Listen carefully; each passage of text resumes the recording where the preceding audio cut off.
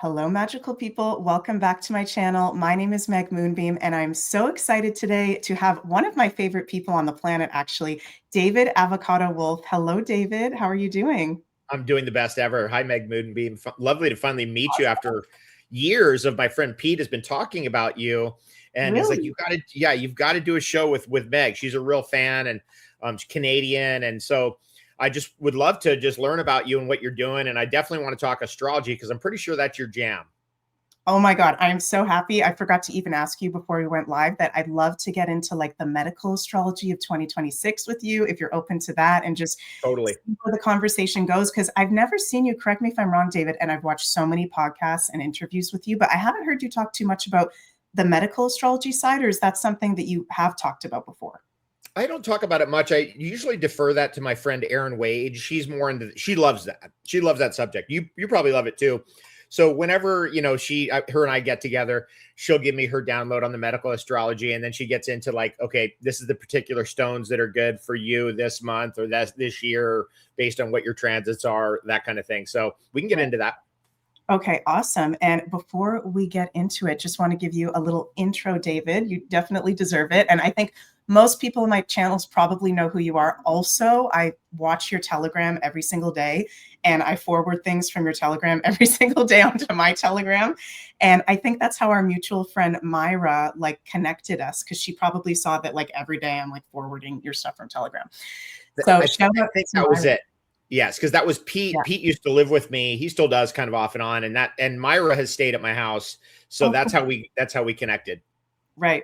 Awesome. Well, for those of you who may not know who David is, David has spent decades as a medical freedom advocate, specializing in natural living, superfoods, detoxification, and so much more. You've done so much more, David. It's wild. Also, a teacher, author, storyteller, and a voice who has inspired millions of people to reclaim their health and sovereignty. I also call you the king of Telegram to my friends because you do have the absolute just most awesome Telegram channel with memes and information and entertainment and spiritual wisdom every single day. And in today's conversation, I'd love to see how we flow together. This is the first time that we're meeting, and also explore not just physical health, but the medical astrology aspect side as well. 2026 coming up, your thoughts and feelings about that, and how we can navigate the spiritual war that we are in. So, how are you just doing at this time, first of all, David? I consider it a spiritual war. I think I've also heard you speak of that before, that we're in this energetic, crazy ass spiritual war. How are you doing at the start of this Gregorian year of 2026? Well, I'm doing the best ever. I'm in Hawaii, and I basically came out to the Big Island to our sister farm over on the Big Island. And the very first day we picked some kaboka pumpkins. It's like the Japanese pumpkin. And this is grown out of a compost pit right on the lava field. I mean, it's like the mana is so high. So those of you who have never been to Hawaii or Costa Rica or places where there's volcanic soil and volcanically grown food, there's something younger about it, richer about it, more robust. It has some incredible effect on you. Sometimes it'll take a couple weeks. Sometimes it's immediate. Well, this was immediate. We steamed that up, actually. It was almost all flesh. There was hardly any seeds at all. And we steamed that up. And that first night that I ate that, I was instantly back in Hawaii. I was instantly back in the mana. So things have been going good since then. That was a couple weeks ago. So now made it over to our farm. We're on a neighboring island. And so we've been like, I should probably go get some avocados or go get some of the cacao that we picked yesterday to show you. I mean, these are avocados as big as my head. So again, those of you who've never been to Costa Rica or Hawaii or Guatemala or southern Mexico, avocados are really incredible in their place where they're from, and they can be very big and really good. I mean, oh my God. So you can just imagine what kind of vibe I'm in right now with all that going on. That's unbelievable. And what's your connection to Canada? Because you're also part of a farm in Canada, right? Have you actually lived in Canada? Yeah, I'm a permanent resident of Canada, actually. Oh, So what happened for me is that I'm originally from Seaside Heights, New Jersey. So those of you who have ever seen, and I hope you have never seen this, but if you have ever been hit by the show Jersey Shore, I mean, it's a slap, I guess. It's a slap of consciousness. Maybe it's a lower state of consciousness, but I'm from that town, actually. Then my mom and dad were the doctors there. So they saw that Jersey Shore, vibe coming. Right. Good for you, that kind of style of talk and behavior. And so we left there in 1980. So I was there for 10 years. And we traveled a lot. My family traveled a lot. My uncles lived in Illinois. They lived in Missouri. They lived in Massachusetts, or as we like to say, Taxachusetts, and in California. And so in 1980, my mom's like, we're going with our family. We're going to go to Southern California. And so that's when we moved there. But remember, those first 10 years I'd spent in New York State, Lake Placid, and of course, New Jersey. And so I had a feeling of what Canada was, because it was just north.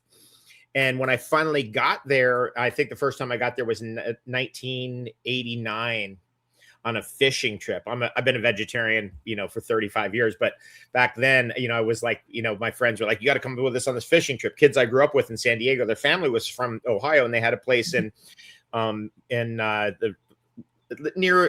Manitoulin Island. Okay. Near Manitoulin Island. Yeah. And that brought me up there. And then 10 years later, I came back and started doing events in Toronto. And I really, really liked the Canadian people, and I really liked Toronto. And then eventually, very quickly thereafter, I moved up there, and I've been there over 20 years. And so that's kind of my two spots, is like in Hawaii, because of the California living. Eventually you want to get out of California, get into the, the mana is what we like to say, which is, just to give a little download on this for people who are like, thinking, what is it that's different about Costa Rica or Hawaii? It's the mana. There's more youthful energy that comes out of the lava or the earth or the magma, and it gets into everything. And eventually, if you're there long enough, it gets into you, and you become youthened and rejuvenated. And this county, actually, Kauai County, Hawaii, is the longest lived women in America, in the United States. Oh my gosh. Wow. And that's that effect. It's an effect. Like my neighbor right over here, she's 85 years old. 86 maybe. She still lives there pretty much by herself. It's amazing. It's miraculous. Yeah. And that's just the nature of, that's why people in Toronto are like, I got to get to Costa Rica. Have you been, by the way? I've been to Costa Rica once and can totally feel it. It's reminding me as you talk about it. I haven't been there since 2013, and I've been to Hawaii as well. That's the word. It is the mana. It is the energy of the land. It is the volcanic aspect. It's just so powerful. So good for you. Wonderful. But I also love, and I think you probably appreciate this too, I love the Canadian Shield. That's the oldest rock on Earth, the plutonic rock. And so living on the Canadian Shield all these years and being, having that complete opposite experience, the brand new fresh lava rock and then the oldest rock on Earth, there's really something in that dynamic that has just lured me in. Yeah, it's super trippy because I've been reflecting about this a lot lately. I was born in Toronto. I am a Canadian, first generation born Canadian. Both of my parents are from Europe. And there is a very special energy to the land of all of Canada, whether you're on the East Coast, Quebec, Ontario, and it gives me chills as I think about it. And there's sacred places all over the world, but Canada is really special in the land and the nature. And it's such a juxtaposition that it's so controlled. And I feel like there's been some sort of spell put over it. 100%. I'm completely with you, but my mom is from Iran. I was raised as a Baha'i. And so, that country was also has a spell on it, a very dark spell that was put on it for the last couple thousand years with just the insane leadership, absolutely gong show level, corruption and greed and all the things, but it's all disguised as religion. It's all disguised as like, this is good for society and just all the things that, goes on with almost every nation. But Canada definitely has a spell on it for sure. And definitely, a place like Alberta can outproduce Saudi Arabia in oil, but meanwhile, you can't get a thing out of there without, the government is squeezing every dollar out of it and then saying, well, actually, we'll squeeze every dollar out of you and put every regulation on you, but then we'll go to buy from dictators in Venezuela. That's fine. That's just the insanity, right? But it's all green and we're all environmentalists, but we'll buy the third world dictator oil. That's okay. It's just so silly. It's so bad. It's so bad. It makes no sense. It also makes sense, like the astrology chart of Canada, there's so much Pisces and Neptune influence, which can be lies and illusions and brainwashing and mind control. And I didn't realize until the pandemic happened, like how much as Canadian children, we are totally brainwashed. We are not told the true story of Canada. at all. I think we don't even have the full true story of what the heck has even gone on with that yet. And it's just crazy. Have you seen the documentary Canada, the Illusion that came out a year No, ago? I'll write that down. That sounds like a good one. Canada, the Oh, Illusion. okay. Please watch that. Canada, the Illusion. It's still on YouTube. I don't know how it's still on YouTube, but it's on there. And it's very interesting because the guy who made it, his name is Doug Force. He actually passed away like on the day of an eclipse. I think it was the March 23rd eclipse of last year, right after that documentary came out. So Wow. very interesting. And he exposed how supposedly his organization is called The Myth is Canada. The documentary is Canada, the Illusion. I think it's just under an hour. How supposedly Canada is actually, the provinces are free, but the people don't even know it yet. Like the British monarchy said, okay, you're independent territories now, but we're still being shown that there's this projection that we're still under the monarchy, and it's all just a spell. It's all just a lie. It's very technical, but check it out. It's Okay, very, okay. I'll get into that. Now, just digging in on the magic of Canada, you have the Canadian Shield, and then you've got the incredible oil reserves of Alberta, then you've got the Rocky Mountains, and then you got the Okanagan, and which is kind of like a little piece of Southern California up there in Canada. It's just amazing. It's one of the most amazing countries because you have the least amount of people with the most amount of land. That was right. very enticing to me. It's like, whoa, I like being in the woods alone. I'm not afraid of the Bigfoot. I want them coming over to my house. I want them Yeah. hanging out in my backyard. If the Bigfoot wants to come cruise around, great, come over. Like, come over here. We're with you. Like, you escaped taxes and slavery. We love you. It's more like that kind of vibe. So that Canada is more energetically in tune with that. I mean, in fact, when it comes to the Bigfoot or the non-human primates that are still, running around the forest, I just love that there's giant hairy ape men running around the forest in Canada and the US, but it's Yeah. just the funniest thing. It's just, I mean, you talk about the cosmic giggle. It is so friggin' hilarious. And that is a reality. That is a reality that's going on, is just the best thing of all time. It is the best thing of all time. And it's so funny, David, because I actually wanted to bring up the Sasquatch with you because for my whole life, I've had some sort of connection with the Sasquatch. I don't know what that's about. I've always felt very drawn to them. I've always watched the different shows like on Animal Planet about it, every documentary that comes out. And I wanted to ask you about that. Is that just something that you've also felt kind of like a resonance with your whole life? Or have you actually had experiences with the Sasquatch? I've had a number of experiences with a Sasquatch later in my life, but the resonance started early in life. Mm, And it started out, when I was a kid in New Jersey in Seaside Heights.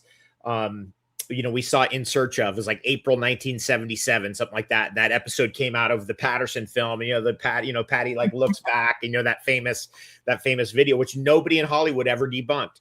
They never could debunk that video. By the way, is a very cool thing about that, because I studied it for so many years. After 30 years of that video being out, a doctor was looking at that footage one day and noticed that actually that Sasquatch had a particular type of quadricep injury, a ruptured quadricep, and that's in the footage. And because that doctor was I think it's pediatrics when you deal with like leg and feet injuries, mhm. knew that injury. Now, that's very important in my opinion, because the only reason why that being was even able to be filmed was because of that injury.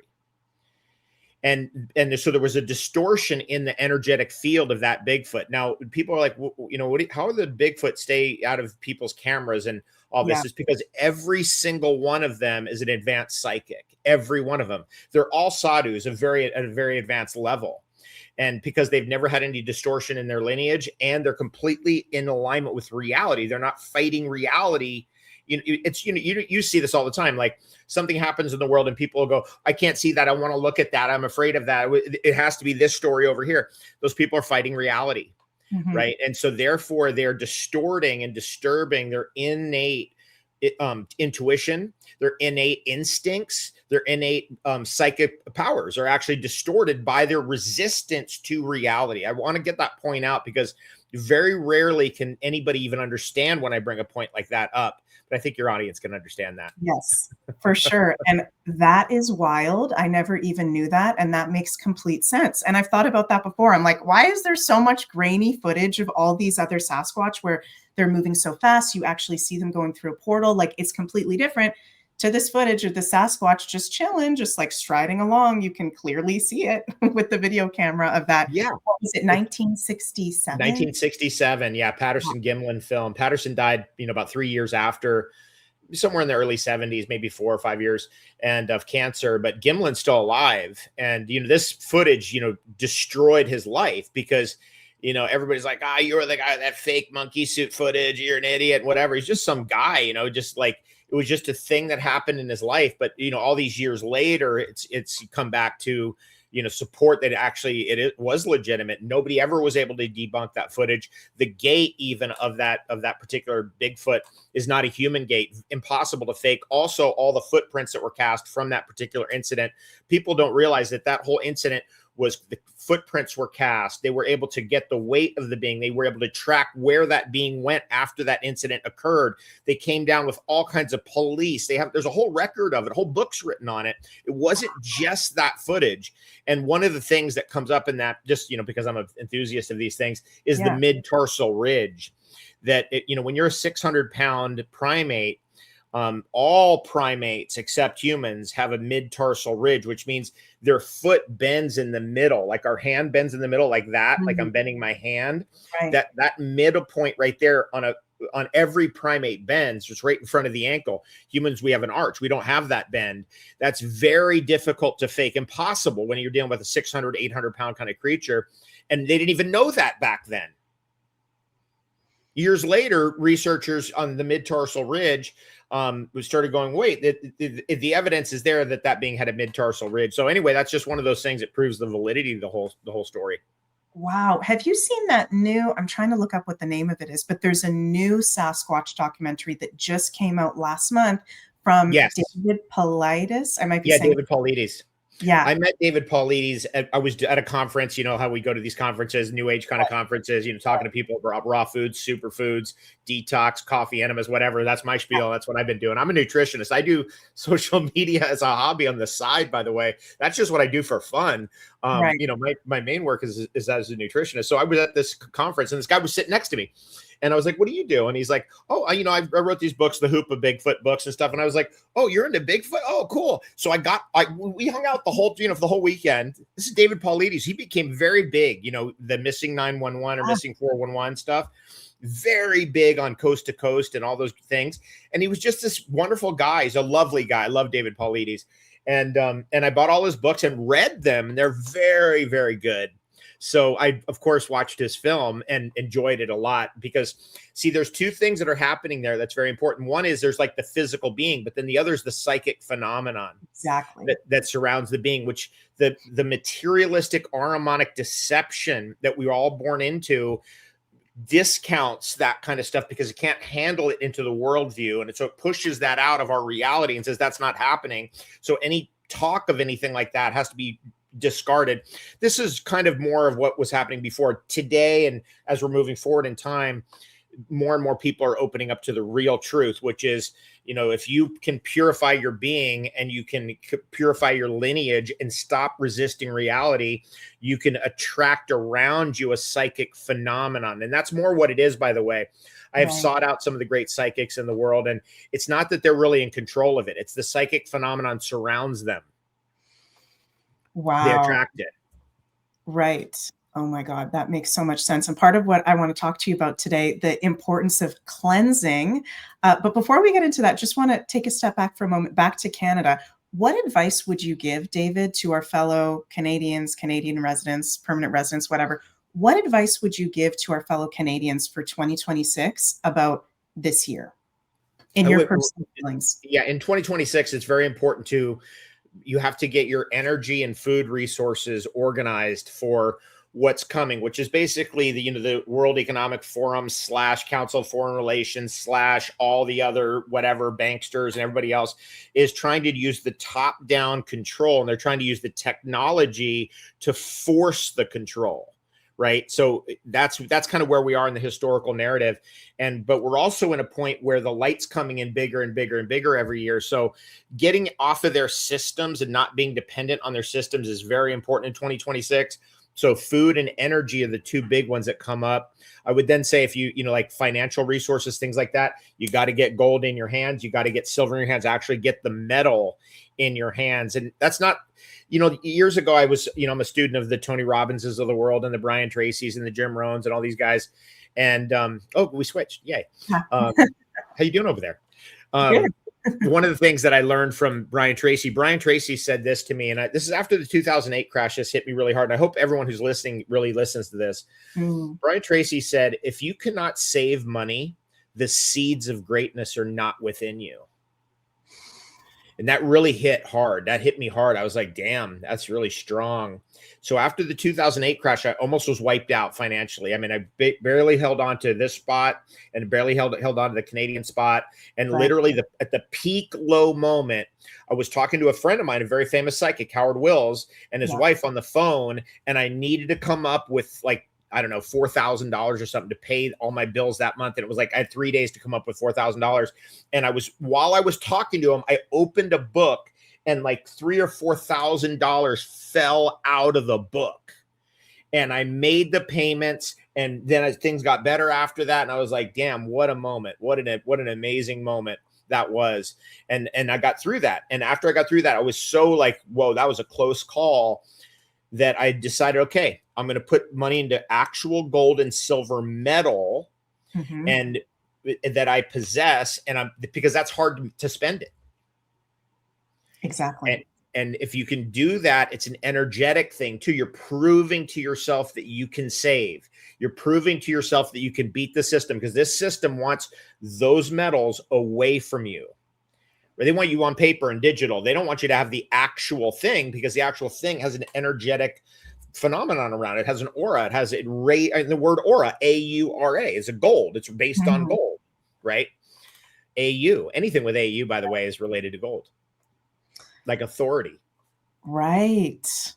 Oh my God. I never thought about that before. And I would add too, for our Canadians, like, listen to what we're talking about here, your psychic sense, your intuition. If you're feeling like maybe you need to get out of a city, or maybe you need to make this change, but other people around you are still in that Canadian spell, not doing that or telling you not to do that, listen to what you're feeling in your gut. Because as you were saying, David, that light energy is getting stronger and stronger every single day as we're entering this badass age of Aquarius.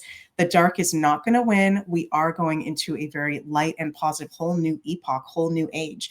So taking our power back, I think, is a really important theme for 2026 with the astrology, and also getting into the medical astrology. There's so many things going on in 2026 where cleansing is extremely important. And I know this is something that you specialize in.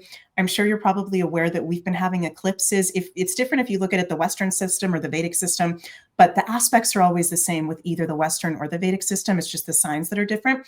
But in Western, we've been having the past 2 years eclipses in Pisces and Virgo, which is the health axis.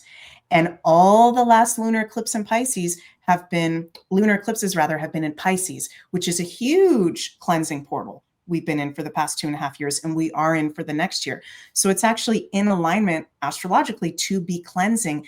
The stars affect our bodies. And I'm sure you're aware of this, David, that before we had the whole witch trials and everything that happened with that, doctors were astrologers. It was normal to be an astrologer. You were not taken seriously if you didn't also incorporate the astrology. So they do affect our bodies. And this is a time where if we do cleansing, it can actually be, I guess the right word is easier or more effortless. Does that make sense how I'm explaining that, David? Yeah, totally. I mean, you know, the luminaries and their influence on our bodies that's just a fact. It's just, you know, people who don't understand it, well, you know, I'm sorry for them. They don't get it. You can't get a suntan at midnight. I don't know what else to tell these people. It's just great. You know what I mean? It's like, you don't believe that the luminaries above you affect you. It's like, what do you then go out and get a suntan at midnight? We'll see how well you do. It's so silly, actually. It's got to that point. It's like, and that's also where a lot of us are at with our families or with, you know, people we know or have known well. We're like, whoa, they do not get it. You know, that I learned something from those great teachers years ago, which is next, like, you don't get it. Okay, this other person gets it. So we keep putting those messages out there: cleansing, detoxification, organizing your life so that your body is, you know, the only thing we need more of is less. Exactly. And So, yeah, and one of my favorites. are you still doing your regular cleansing groups? Because I've seen you post Yes. on your Telegram. Like you usually do it around the seasonal shifts, don't you? Right. That's it. I was going to that point is Yeah. we organize around the moon. The full moon is a really good time to fast.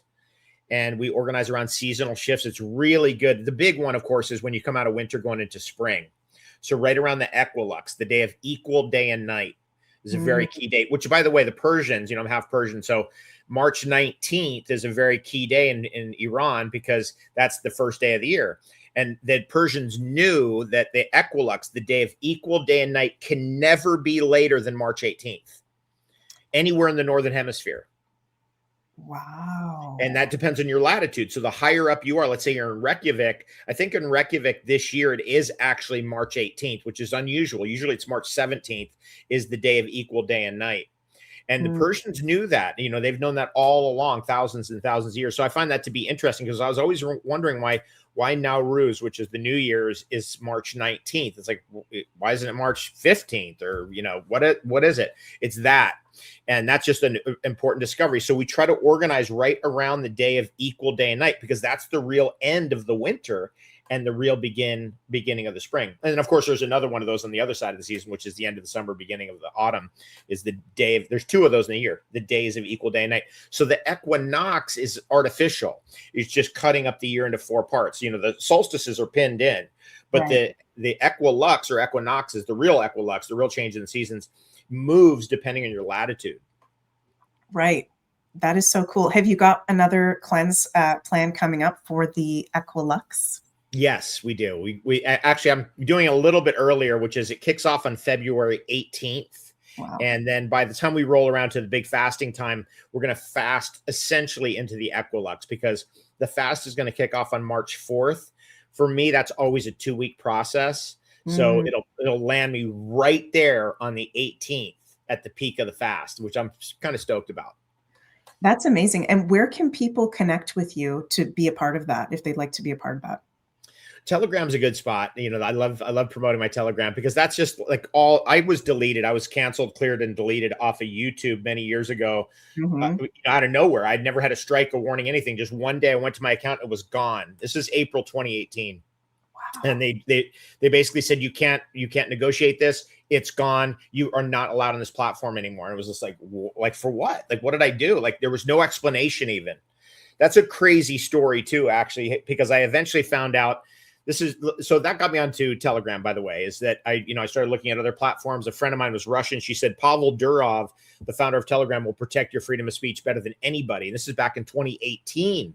And so I was like, okay, I'll start up a little page on Telegram and just, started with 10 people, then 100, then 1,000, I didn't care. And as long as I had a place I could actually speak the truth, which, by the way, t.me/David Avocado Wolfe, AVOCADO WOLFE, that site. And I put everything there. I put all our detoxes and cleanses and memes and everything goes there. It's just, I like that site because it's unfiltered, on Twitter or X, it's focused mostly on anti-vax stuff. And, which basically anti-vax means you don't want the government to inject you with their chemicals. I don't know how much, that's just what it is. It's like, you want invincible immunity. I can teach you that, but it has nothing to do with being injected by some big corporation. That's all I can say about that. At any rate, so, I kind of focus on Twitter because that's been my jam on that platform for 20 years. So I just kind of stay in that lane. And on Instagram, it's a little bit more, there's a little bit of the Telegram stuff fits in there, but Facebook is more like Reader's Digest of old, so I do all the platforms differently, by the way. Which to me is fun because I don't want to do everything the same. I think you do a really good job. And I've noticed that you do all the platforms very differently. And I think that you do a really good job of that because they are different. There are different kind of censorship ways about each of them. And then you've got your Telegram, which is just totally badass. You put everything on your Telegram, the memes, the information, everything you're doing. It's fun. So I will definitely highlight that in the description box and in the comments below. Thank you. Yeah, for sure. I think this is really, really important for us. I haven't done one of your cleanses, but I'm going to plan on definitely doing one of them for 2026. And I think that's going to help us with not only physically feeling better, but also going back to the psychic sense, the discernment, This is something we're stepping more into going into 2026 with the astrology affecting us.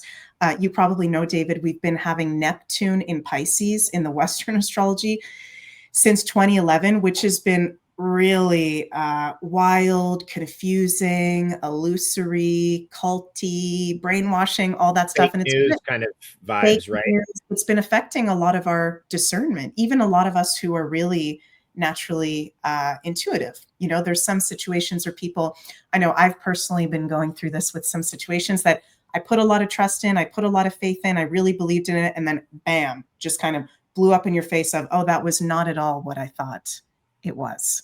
Right? I think Now, a lot of people. I want to ask you about this because this Neptune in Pisces is coming to a change here and soon, probably when this podcast comes out. I mean, February 20th. Yeah. Is what do you think is going to happen? Because of course you were talking about Neptune and its relationship to Canada.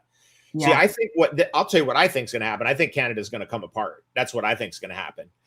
David, Alberta's going to secede out. Saskatchewan's going to secede out. Quebec's going to secede out. Like everybody's going to try to escape the Ottawa tyranny. I think that's where we're headed. And I think that's related to that February 20th Saturn Neptune conjunction at 0 degrees Aries. What are your thoughts? 100% agree with you. And there's so much technically, like I'm a total astrology nerd, David, where I'll just spend hours looking at all the charts of all the players, all the countries, all the provinces. So there's so much indicating, and I have chills all over my whole body saying this, that Canada will separate. Canada is not staying the same. And I really feel Alberta might be the first province to vote out. Yeah. And there's a lot of us that can feel that that's a really high probability. And there's a lot of people that are still like, oh, that's completely bullshit. That's no way that's going to happen. I know you were in Alberta recently. I saw that on your was that this past year? That was this past year, right? Yes, I go to Alberta every year. I've got family in Alberta, and so we're there. Like there's a good friend of mine is Todd Standing. He's one of the most famous Bigfoot hunters in the world. So we go out to where the Bigfoot are, and we go do the cold dipping out there. I love just that wild cold dipping and the glacier melt. That's my jam. I mean, that's the thing. I had been in Hawaii in July, and in August I got to Alberta. And in Hawaii in July, as any, Costa Rica or any tropical place, it's hot, it's muggy, it's rough. And to get in that glacial melt, man, I was like, I earned this. I'm staying in here. It was so good. But that's where the Bigfoot is. I'll tell you another crazy thing. Because I've had a couple incidents in my life with a Bigfoot. I've had one good photograph of a Bigfoot print, a juvenile. I've had a pretty good sighting way up in what's it called? It's called it's east of or it's west of Edmonton, straight west of Edmonton. I'm trying to think of it's egg something. Okay. It'll come to me. Anyway, way out in the wilderness there with Todd. I had a pretty good sighting, and we went down there and checked it out, and the clover was completely pressed down. It was like, okay, yeah, there's definitely was something here. There was definite foot tracks and stuff. But the most powerful incident happened. I was in a trailer, staying, and every night I'm getting up every hour, like, okay, I'm looking out the window of the trailer, like there's a Bigfoot around, like go back to sleep and get up every hour, nothing, right?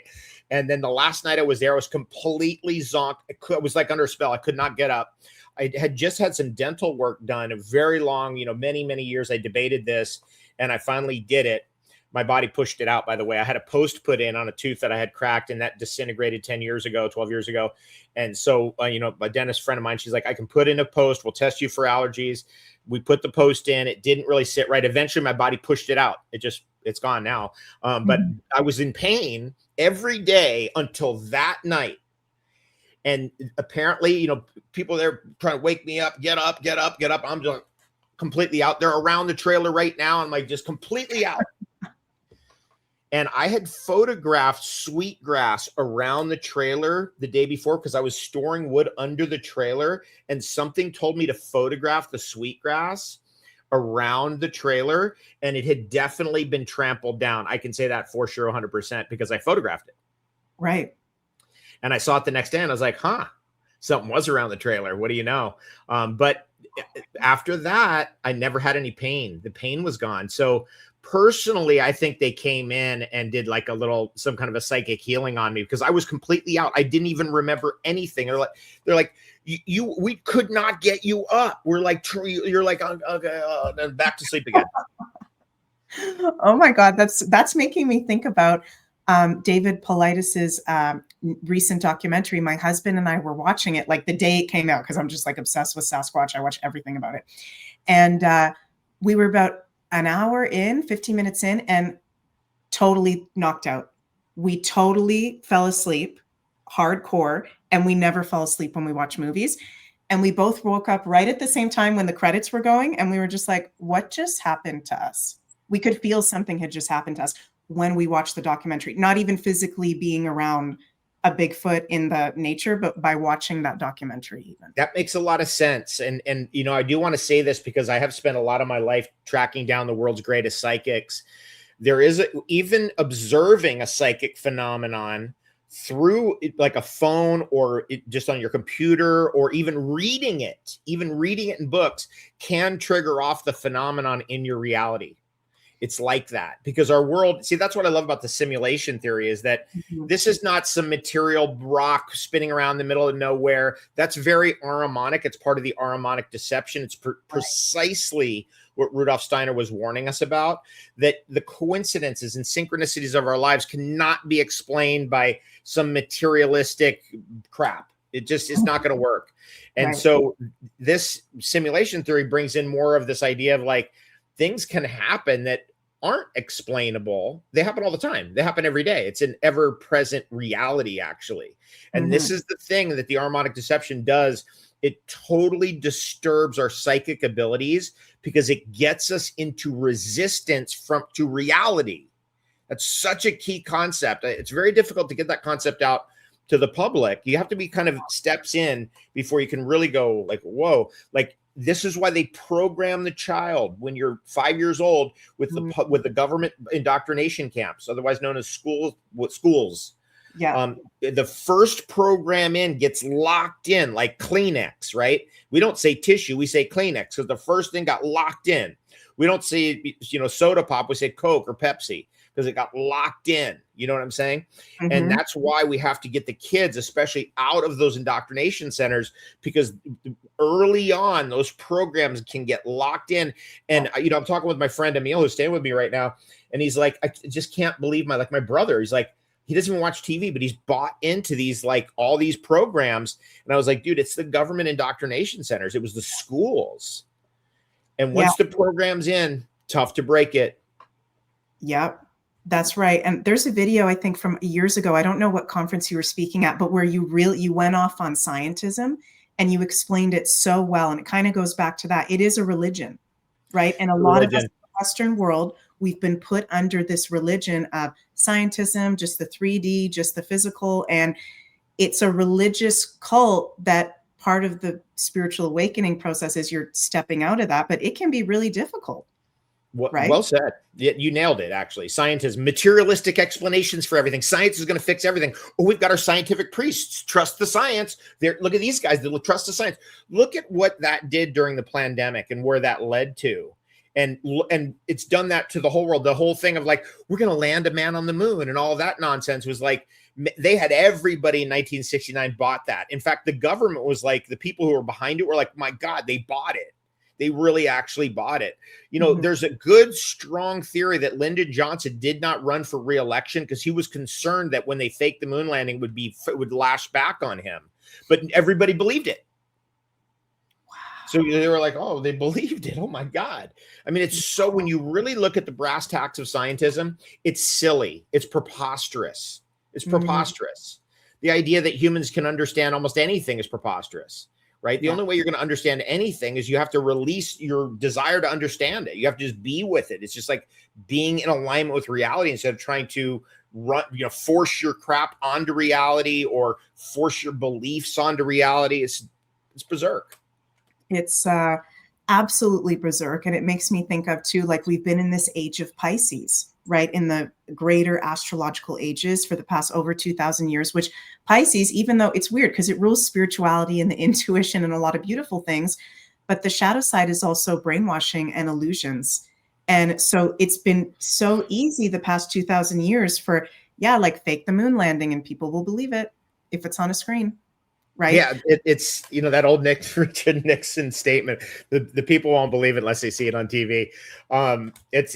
That's all coming apart now. So that's part. I'm more in the Rudolph Steiner, Sri Yukteswar Yogananda camp, which is basically what we've heard from the Vedas is that these yugas are 432,000 year long Kali Yuga, and this and that. I think that's a mistake, actually. And I think Yukteswar, Yogananda, and Steiner also thought that was a mistake. It's some kind of a misinterpretation from the Vedas or something where they got the numbers wrong.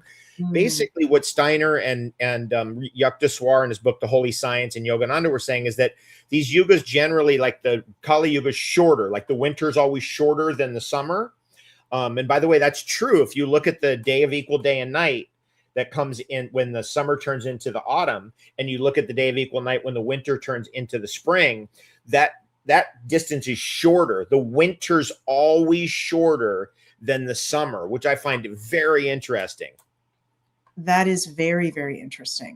Just as an example, the winter will end on the day of equal day and night. Let's just say you're in Reykjavik, it's March 18th. If you're in Alberta, it's March 17th. But in the summer, it's not September. Doesn't end September 18th. It ends at like September 25th. It's longer. Oh, that's important to know that little detail. The summers are always longer, and so the Kali Yugas are always shorter. And so that's a 6,000 year cycle. We are at the end of that cycle. That cycle ended actually, according to Steiner and Yukteswar and Yogananda, in 1899. So what's happening is it's all now bubbling up, because what used to be secret now has to become overt for the overt enslavement to occur. And then there's this wake up process happening simultaneously. And the technology is being used by the evil to see if they can keep their Kali Yuga going longer or permanently. Of course, they're going to fail. And then we're going to get into a Satya Yuga. We're just at the very beginning of it right now. We're like 100 years in. We're 130. What is it? We're 127 years into it. This is a 25,000 year cycle, not a 6,000 year cycle. Right. So it's 12,500 years to the top of that cycle and then down. So you can imagine, we're just at the beginning. That's why, there's a lot of chaos going, because it's a rough one to like go wake up to the illusions, for example. That's a very, to me, obvious example, like the wake up that's happening, that a light age is coming. Oh, yeah. Totally. Is there any reference that you can recommend for when it comes to Rudolf Steiner on him speaking of the greater ages or astrology? I got a book called, it was like translated from somebody from Rudolf Steiner, something like Astronomy and Astrology. Have you ever seen that one?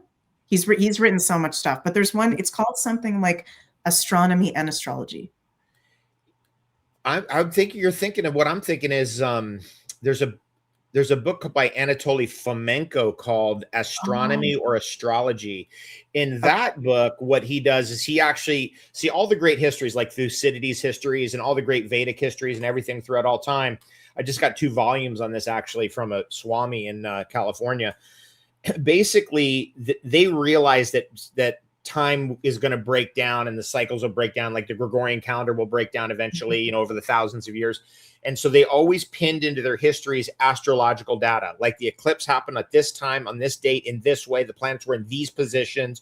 So you could run the clock back and figure out when that happened in time. Right. That was what Fomenko's arguably the smartest human on earth. That's where he's at. He runs 2 universities, written 60 books. He's published 200 and something papers, maybe more. He's beyond, he's a Russian super genius. Wow. That's what that book is about. But Steiner also gets into these things, but I'm trying to think of a good resource. I mean, what I'd recommend for people on Steiner just right now where we're at is reading Lucifer and Ahriman, which is about the 2 forms of evil that we're facing off against. It's not one. We're not in a binary situation. We're in a trinity situation where the middle point, the cosmic Christ, is the balance point between 2 forms of evil. Or another way of saying that is virtue is a balance of forces. Like you can't just say, well, I'm an anti-fascist, then I'm virtuous. That you can, it's an opposame. If you become an anti-fascist, eventually you're just gonna be a fascist. Right. It's an opposame, as David Icke likes to say. So a virtue is a balance of forces. Like there's like foolhardiness, and there's timidity, but in the balance is courage. Mm. And that's So very Aristotelian. right. So that's a book called Lucifer and Ahriman. Yep. Lucifer and Ahriman by Rudolph Steiner. The Luciferic impulse and the Ahrimanic impulse. And so just a little background on that, why this is important is once you understand this information, it's immediately useful in your life. And that's what I love about Rudolph Steiner, as to me, in my mind, in the last 1,000 years, by far the greatest philosopher, but it's not even close. I mean, if I could make that argument, and I can defend that argument with anybody, I can defend that argument with anybody at any university level, because, Rudolph Steiner's Riddles of Philosophy, which is somewhere around me right now. This tome is like that thick. And in it, he goes through the entire history of Western thought and every thinker in Western thought, every philosopher from Nietzsche to St. Augustine, everything. And once you look at that, you're like, I have a degree in political science, which is really a degree in philosophy. I spent 5 years on it. How he could have that grasp of Western philosophy is insane. It's insane. And that's just one part of Rudolf Steiner's vast 1,000,000 pages of material that he left behind. Wow. Yeah. And the key teaching is this Lucifer and Ahriman stuff. Right. That's the key teaching, because once you understand that, you can understand in your life the Luciferic impulses and the Ahrimanic impulses. So let me just quickly detail those, because it's immediately useful right now today. Are you trying to escape your life? Are you worshiping a false light? Are you giving your power away? Those are Luciferic impulses. You have to be careful about those. The other side is, are you believing that everything is materialistically explained? Are you believing that science is going to solve everything? Are you believing that there's materialistic explanations for everything that's going on in our reality? Do you believe that, the technology is going to actually save us or save you or save anybody? Those are Ahrimanic impulses. And those are the two forms of evil that beset humankind. And if you watch your Ray Kurzweil, you'll see he's like, we're going to merge with AI. That's totally Ahrimanic. That's Darth Vader is the Antichrist, basically. And I believe personally from Rudolf Steiner's teachings that a being of pure evil will incarnate in this century. That's what Rudolf Steiner says, and probably will be integrated with an AI like Darth Vader, turned into a machine human hybrid in this century. And he says that being is born in this century. And he's very clear about that. He mentions it repeatedly and over again, trying to get a point across. And he also says it's flesh and blood. This being is flesh and blood because, of course, our mind goes, oh, it's going to be an AI or something, right? Right. Anyway, I just wanted to throw those points out there, because those things, when you start to look at this, that's why Rudolf Steiner, to me, I've watched this for 30 years. I've seen the advancement of AI under the Rudolf Steiner perspective. And I started going, damn, man, this guy was onto it. What is this? That is wild. Thank you so much for sharing that, because that is really, really important. And it makes me think about also, we're going through this split of people and consciousness. And I think places are going to split too. Let me know what you think, David. But I feel like and you're already seeing it right now. There's places where you go to where the energy is great and a lot of people are awake, whether they're like super spiritually open, they're just awake to what's going on. And then you go to places that are just dark and heavy and technocracy, and not a lot of people are awake. It's places living parallel that are completely different. So do you think the Antichrist is going to manifest in one of those places, but will affect the whole world? Or is it just going to affect a certain place that's dark like that? Does that? Yeah, that's a very good question. I mean, I don't know. I mean, all I can tell you is that, many, many years had gone by of studying Rudolf Steiner's whole take on the Antichrist, which he basically says is Ahriman, right? So in this epoch of time, since the flood occurred, there in the first part of the epic, like 1/3 of the way in, we have or let's just say 25% of the way into that epic, several thousand years after the flood, maybe, or 7,000 years after the flood, depending on what your cosmology is. So the Atlantean civilization, all that was completely destroyed, wiped out. And then we had to start over. And then to break up the very intense traditional survival way of life comes an incarnation of Lucifer. And Lucifer is the light bringer in the sense of can help you break out of certain barriers, but ultimately leads you astray because Lucifer wants worshipers and wants attention and wants power and, all that is very vampiric and all those things. So first comes the incarnation of Lucifer in this epic, let's say that was 6,000 years ago. Okay. Then comes in the middle of the epic comes the incarnation of Christ, which is the incarnation of a being that's actually from the sun, that brings light to the world and brings balance back to the rapacious nature of humankind. You can imagine with the Romans, with their orgies and wars and battles and, the crucifixions and all the things that happened during Roman times. Christ comes in the middle of that to inspire, us to get back to love, get back to the earth.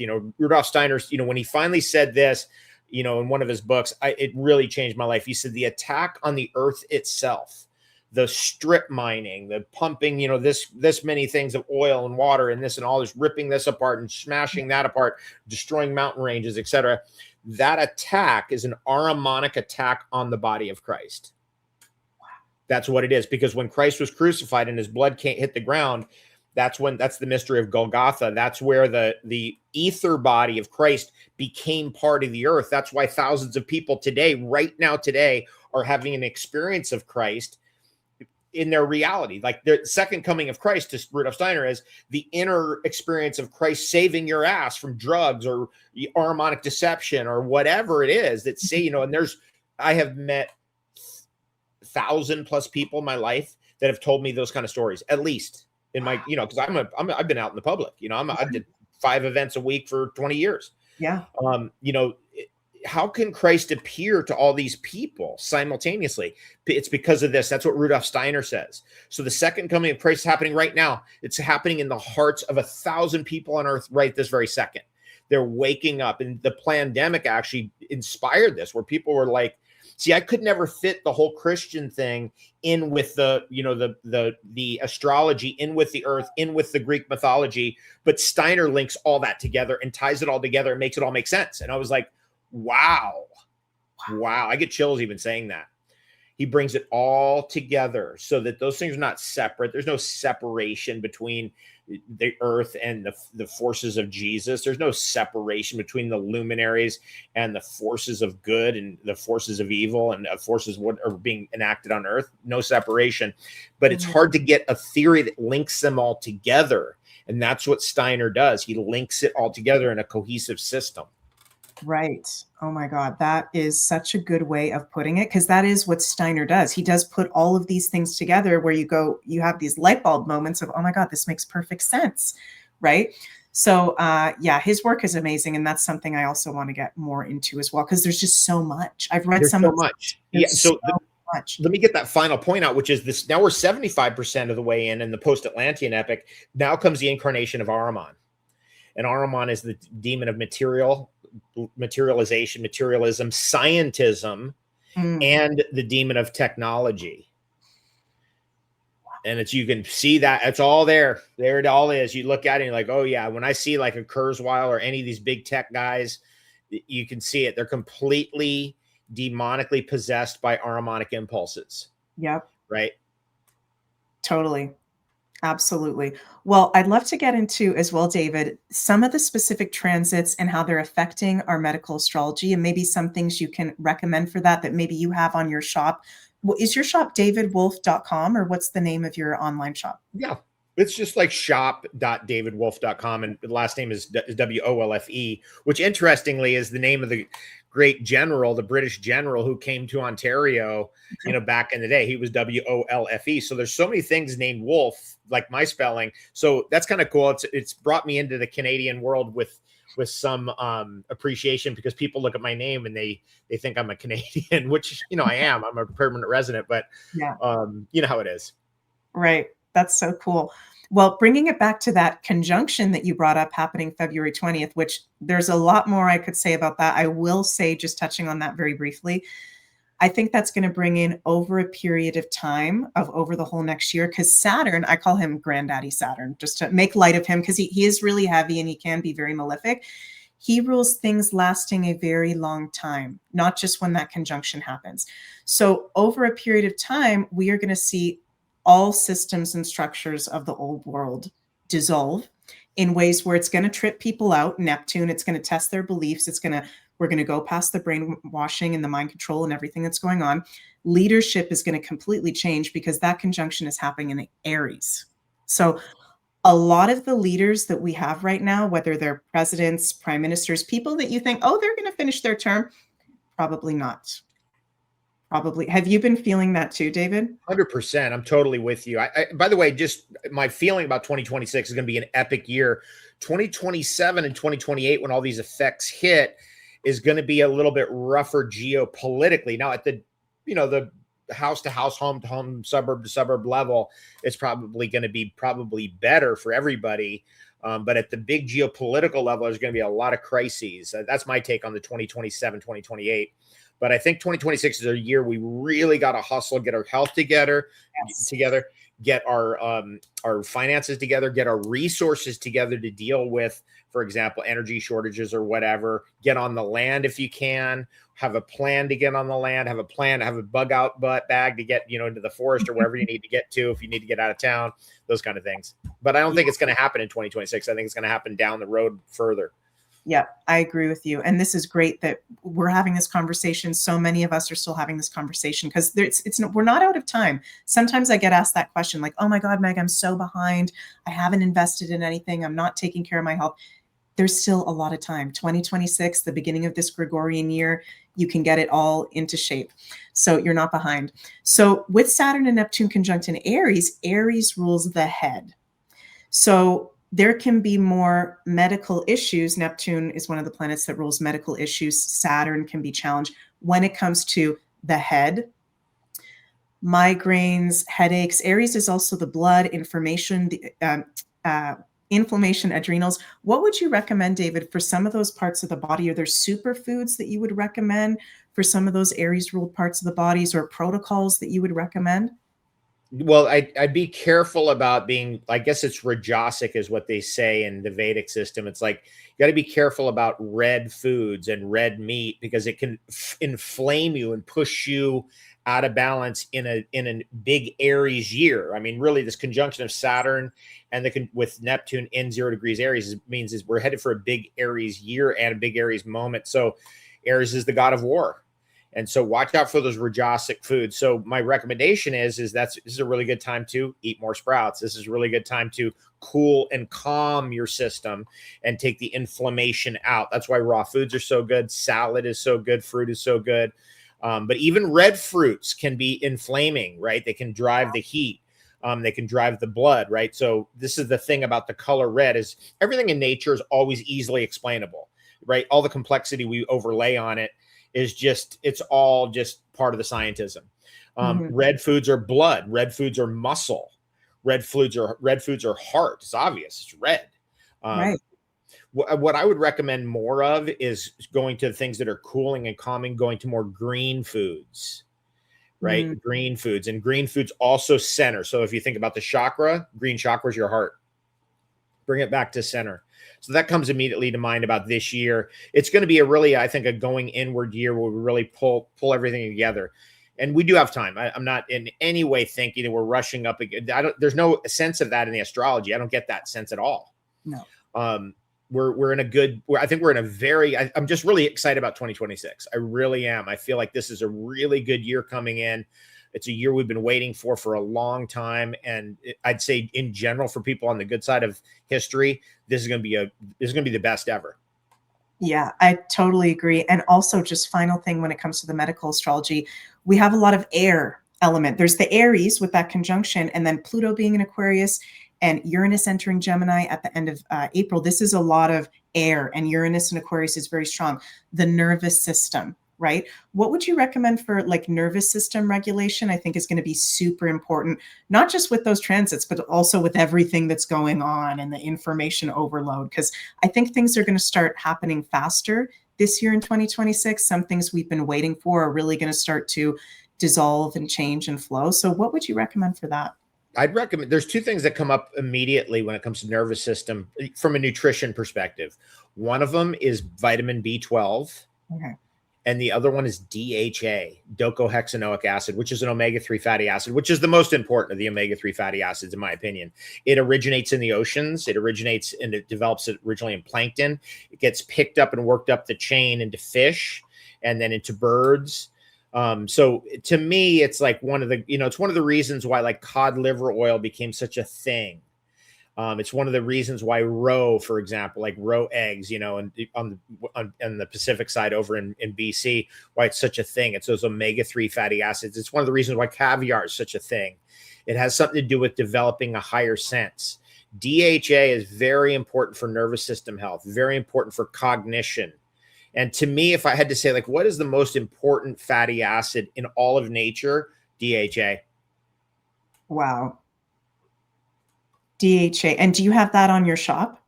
Yeah, we do the Symbiotica DHA. So again, it starts out from plankton and it works its way up. So you can get the DHA directly from the plankton, or you can get it from krill or shrimp that, they take it up. It depends on, what because you increase exposure as you come up the chain, and then it goes into fish. And so, you just got to find, okay, you're going to go with a fish oil, or you're going to go with a krill oil, you're going to go with an algae oil, what makes the most sense to you. But DHA is one of those that somewhere you got to get it. And if you get DHA in your system and you can consistently do it, it can enhance your cognition, improve your wit, speed your ability to understand, right? Like it improves your intellect, makes you smarter. And this is a very important thing for nervous system, because the brain, and it's the number one thing for your eyes. Number one, DHA. All these people in our age category, they got all these eye problems, and I'm like, just DHA. Your eyes are an extension of your brain. They're part of your nervous system. So when the eye problems start, that's telling us, by the way, that there's nervous system pressure on us. Could be age related, could be calcification related, cataracts, for example. So DHA all the way. Oh my God, DHA all the way. I love that. And I want to respect your time, David. We're at the hour mark here, and I'm so happy that we got to speak today. What would you like to shout out? What have you got coming up? What would you like to let all the viewers know about that you got going on? Right on. Thank you. Well, I just keep doing the same things that I've been doing. So, what's special that we have coming up? Always got like some, new special product. I've got a new zapper coming out. Where my zapper at? Right here. Ooh. This is really fun. So I'll give you a sneak preview for those of you guys who are watching this on video. I've been in the world of zapping, which is electronic medicine, for 30 years. Started 30 years ago in San Diego. Actually, I was it was Hulda Clark's people, actually, her publishers. I went to her publisher's office. And some of you remember Hulda Clark with her Cures for All Diseases, Cures for Advanced Cancer books. And one of the guys there, he turned me on to zapping, and that's where I got my first zapper. And that's where I got interested in the idea of electronic medicine. If I'm trying to get something in particular into a joint, a problem joint, the joints are poorly vascularized. There's not a lot of blood flow in there. It's hard to get the herbs or whatever I'm taking, or even stuff put in topically, to get into the joint to get the eczema dealt with, because eczema usually roots itself, or psoriasis roots itself into a joint where there's poor vascularization and poor immunity. But when you put a zapper, like this is my new zapper right here, when you put a zapper on that spot, I can immediately affect what's happening at that spot. And we now know that zappers work in 3 ways. So let me just turn this thing on so you can see the readout has come on. This is brand new, and this is still a prototype. You can see this little avocado thing. Yeah. It's really fun. And then I'm going to put this one that's loading is a nerve. You can see there's a nerve. See that word nerve right there? This is 2 hertz. Now, by the way, this device right here for a spinal cord injury is better than any spinal cord injury electronic medicine device that's out there. Meaning that if you put this device on somebody's back like that, so those 2 electrodes are touching the back where somebody has maybe a broken vertebra or has a spinal cord injury, it can help clean up the signals and help them to recover from what could be paralysis. Right? So this is important for everybody to understand. There's been huge breakthroughs in medicine, massive. But a lot of it's obviously suppressed, or, the good stuff doesn't, the person doesn't even get there until they've gone through the system. And then the system finally goes, well, why don't you go see this person? Meanwhile, that person had the answer that they should have been to first, but the system doesn't let them get there until the end. I've seen that in oncology a lot. Anyway, with spinal cord injury, this kind of a thing is better than anything even on the market in this department of what I'm talking about, spinal cord and rehab of nerve damage. And you would use just this exactly what this is. And you put this above where the injury is. So you'd think, well, it's a spinal cord injury. Wouldn't you put it below? But no, the research shows above, and you're going to get some incredible results almost instantly from this. But if you have like eczema and psoriasis, boom, you can put it right there where the problem is. And therefore you can combine the two things, which is the herbalism and the nutrition with the electronic medicine. That was the great insight of Hulda Clark. That was the great insight. So my work has been about taking that concept and advancing it. For 30 years, I've been doing that. Right. So when people really get into my stuff, they start to go, oh, I see what this is. What I did is I just took Hulda Clark's incredible insight and just advanced it. And now we're here. Now we're at this stage, and you can see the clip. So I can put this, if I'm in an airplane, I just clip this right in my pants right here, and I'm zapping right below my belly button. So it's, your aorta comes very close to the surface. That's why your belly button's right there. And then I'm zapping my whole blood, the whole flight, just sitting there. And there's just cool things about zapping that, you know, it's, you'll see more of me on this as this technology rolls out, and it's really fun. And what I love about this technology is it's very primitive, actually. It doesn't require, like, you can run this type of technology. The earth itself is a zapper, actually. You know, you've heard about grounding. Oh yeah. It's basically what I'm doing with a zapper is taking the Earth's frequencies and just concentrating them. That's all it is. So it's not like a scientism technology thing. It's all we're doing is we're taking things that are natural and making it portable. You got shoes, you're in airports where you can't be grounded. What are you going to do? And being able to make it concentrated enough to deal with an acute infection. So that's one of the things that got me excited about 2026 is the AVOCADO zapper. So if you reach out to my organization or my company or something like that, get on a list, because we'll have these out soon. And then, by the way, Meg, we're going to have everybody in a Telegram group communicating about these. So if, you know, you're wondering like, hey, you know, how do I use this again? Instead of it being some email thing, it's like, no, we're all live every day on a Telegram chat. That is super cool. I love that. I'm definitely going to want to get one of those. And I travel a lot. Excuse me. I travel a lot like you. So I'm in planes a lot. And the vibe of the airports and the planes, I mean, oh my God, it's just so gnarly. So you got to have, the zapper, your shungite, you know, all your different things. Yes. Well said. Well, thank you so much, David. I'm going to put your links in the description box and comments below. And we are wishing you all a very happy 2026. What an amazing time to be alive. This is like the best time ever to be alive. And it's important to remember that. So thank you so much, David, for all that you do, that you have done for decades for our consciousness and freedom community. Just from the bottom of my heart, from me and my family, we are so grateful to you. We are so grateful to everyone out there that we're on this journey together. So thank you. And hopefully we can speak again one day. Thanks so much. All right, everybody, have the best day ever. Bye.